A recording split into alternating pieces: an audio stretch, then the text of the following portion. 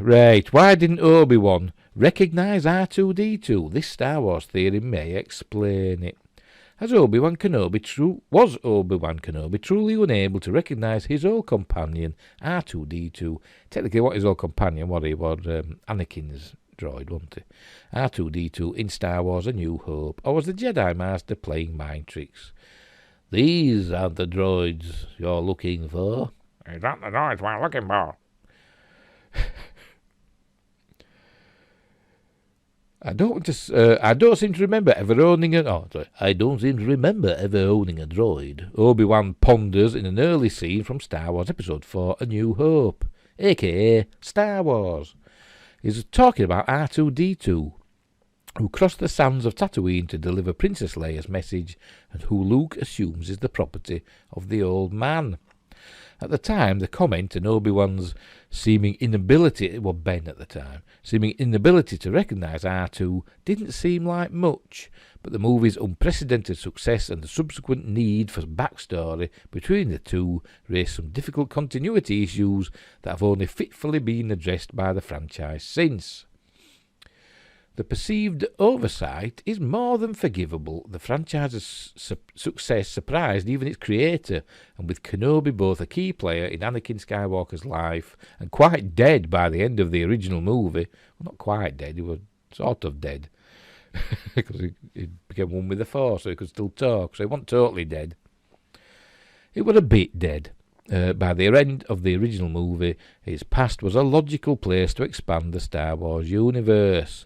That meant studiously avoiding his perceived inability to recognise R2, who, with the prequels and the Clone Wars animated series in place, became one of Obi-Wan's most stalwart companions before their meeting on Tatooine. I mean, it could be argued, I suppose, that he just saw an astromech droid, and yeah, it might look like R2, but it had been, 20 years...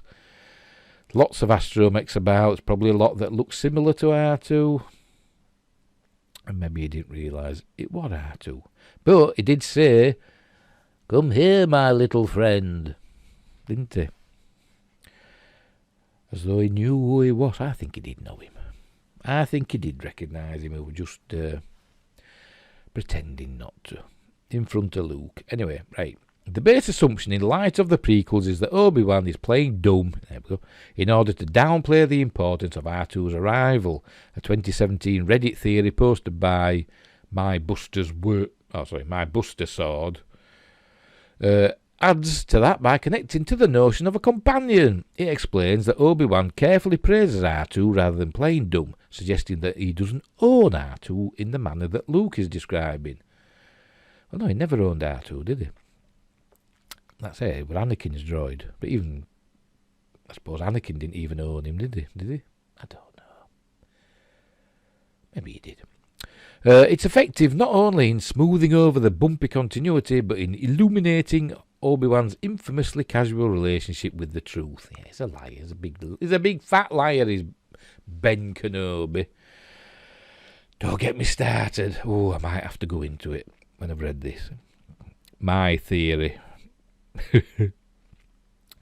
Shortly after claiming never to have ever owned a droid, start again. I need another drink.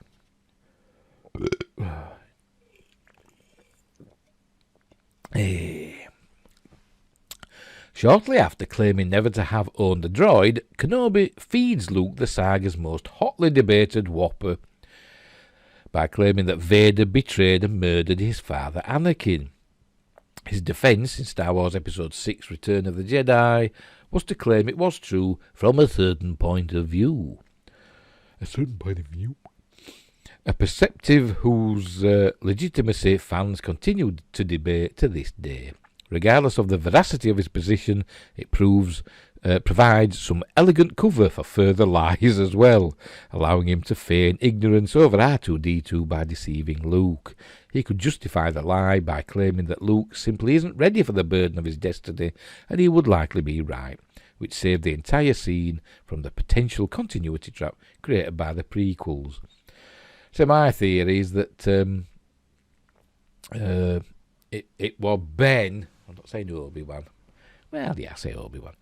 He was the one who killed all the Jawas, murdered Owen Lars and Aunt Beru, and that's why he just happened across Luke in that canyon. He just happened across him because he was on his way back from murdering Uncle Owen and Aunt Beru and killing all them Jawas.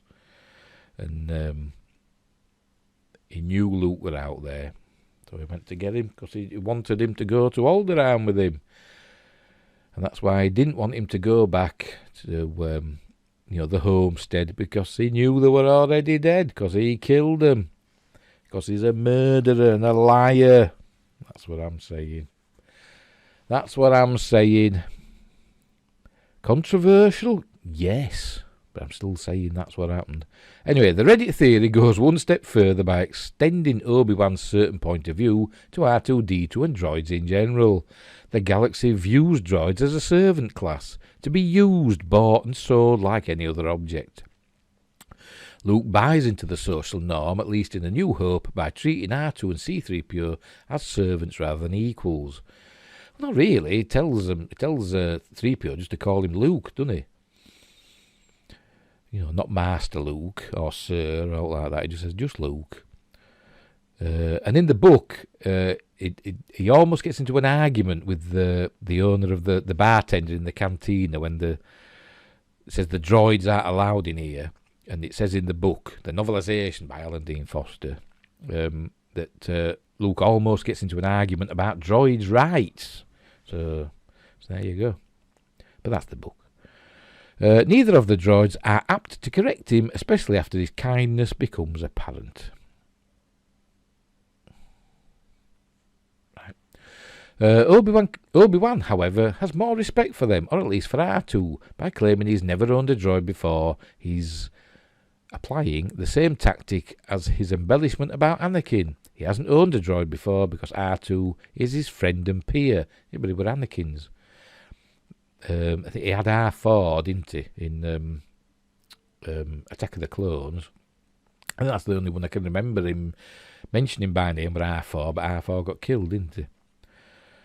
Only at the beginning of Revenge of the Sith, it were R4 in the fighter, wasn't it? And he got destroyed, didn't he, by the buzz droids, didn't he? But Obi-Wan didn't seem very cut up about that. Anyway, if the theory applies... His friend appeared. No one can own him, and to claim to have done so disrespects the countless way the little astromech droid has saved the galaxy with his heroics. If the theory applies, then Obi-Wan cleverly makes note of that fact, while simultaneously hiding his past companionship with R2 in the bargain. But he was Anakin's droid. But Obi-Wan knew him. The scenes in A New Hope are sufficiently vague to let the entire affair slide by regardless, and fans have long ago accepted the fact that the film's unexpected success meant going easy on it when it came to continuity with the sequels. You mean the prequels? The theory is simply a more thoughtful means of weaving through the potential incongruities. It adds a layer of personality to Obi-Wan. Well, he's just a big fat liar. During one of his most quietly challenging moments as a character, and in the process makes him just a little bit more interesting. And there we go. Yeah, he's a big fat liar and a murderer. That's what I say. Tell me I'm wrong. I'm sure many people will.